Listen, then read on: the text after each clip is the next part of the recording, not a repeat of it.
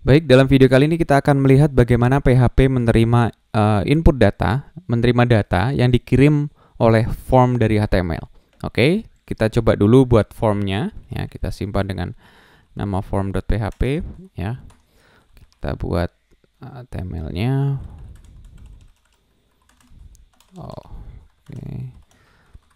Oke, untuk membuat form kita harus mengawalinya dengan tag form.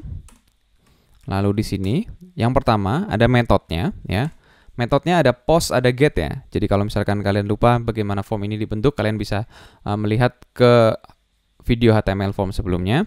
Ada post, ada get. Kita akan coba dulu yang post. Oke, post. Lalu ada actionnya.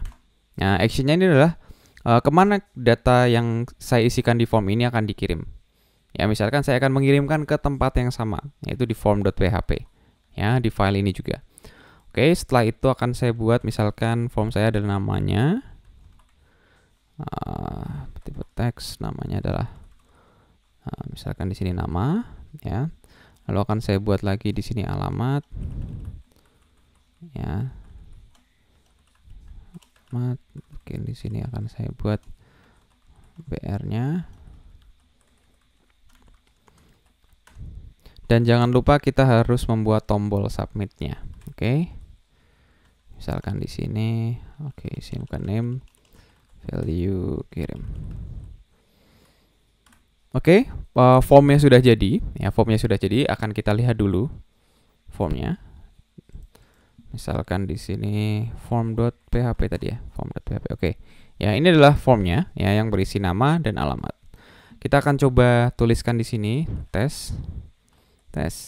Nah, ketika saya klik enter tadi, ya, formnya akan mensubmit dan dia akan mengirimkan sesuai actionnya, ya. Karena actionnya ini ada di form.php, maka dia akan mengirimkan ke form.php. Misalkan saya ganti di sini form lain, misalkan .php, saya refresh dulu.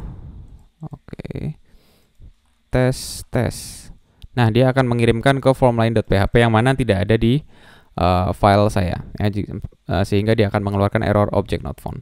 Oke, agar tidak membuat file lain, saya akan di tempat yang sama saja, ya, di form.php. Oke, lalu bagaimana PHP menerima kiriman data dari form ini? Ya, di sini akan saya buat PHP-nya. Oke, di sini. Nah, ada sebuah variabel khusus yang digunakan untuk menerima inputan dari form. Yang pertama, jika inputannya itu, jika formnya itu metodenya post, maka kita bisa menerimanya melalui, saya akan print R kan, yaitu variabel post. Ya, kan kita lihat, misalkan di sini saya kasih pre digunakan agar nanti array saya dapat terlihat lebih rapi. Oke, kan saya lihat dulu di sini. Ketika saya kirimkan, mungkin ini saya bedakan ya. Namanya Guntur, Jalan Sudirman. Nah, ketika ya, ini masih form lain, akan saya refresh dulu. Oke, di sini echo pre-nya sudah keluar ya, bahwasannya masih kosong data yang dipostkan. Akan saya kirimkan misalkan di sini Guntur, alamatnya Jalan Sudirman. Oke, saya klik kirim. Nah, ketika saya klik kirim, ya, maka variabel post ini akan terisi, ya, akan terisi dengan kiriman dari form yang ada di HTML ini, ya. Yang mana tadi saya mengirimkan datanya, yaitu namanya Guntur, alamatnya di Jalan Sudirman. Ya, ini berupa array, ya, berupa array dengan indeksnya itu adalah name-nya, ya, indeksnya adalah name-nya, sedangkan value-nya adalah yang kita isi tadi, ya, yang ini juga indeksnya adalah name-nya, ya. Ini adalah metode post, ya, metode post. Lalu ada satu lagi metode, yaitu get. Bagaimana bedanya? Misalkan saya di sini coba get, saya ganti get, oke. Di sini saya refresh lagi, terus saya kirimkan data yang sama, Jalan Sudirman. Ketika saya klik kirim di sini, oke, dia tidak akan menampilkan. Kita coba ya, karena di sini bukan post, tapi get. Oke, berarti di sini saya ganti menjadi get. Oke, saya akan F5, ya, saya akan F5. Nah, datanya sudah terkirim di sini, ya, datanya sudah terkirim di sini dan sudah ditampung di variabel get.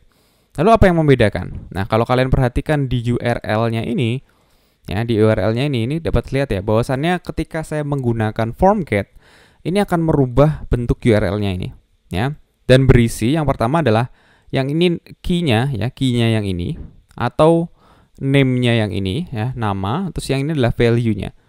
Ya, terus di sini disambung lagi sesuai dengan apa yang kita kirimkan. Ya, jadi get itu nantinya akan menampilkan data-data kita yang ada itu di URL.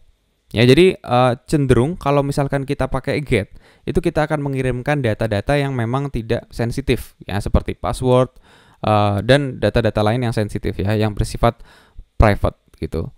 Pada umumnya get ini digunakan kalau misalkan kita mau searching, ya, kita mau searching produk misalkan, maka dia biasanya kan akan merubah URL yang ada di atas ini, ya.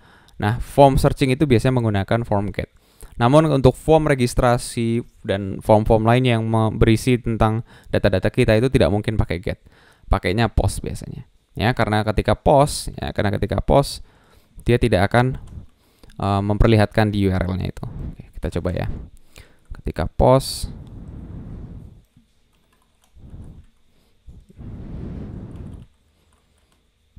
ya, datanya hanya akan terkirim saja ya, namun tidak akan merubah URL yang ada di sini. Ya, ini adalah cara untuk cara bagaimana PHP menerima inputan dari form.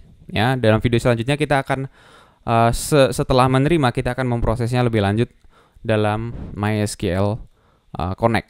Oke.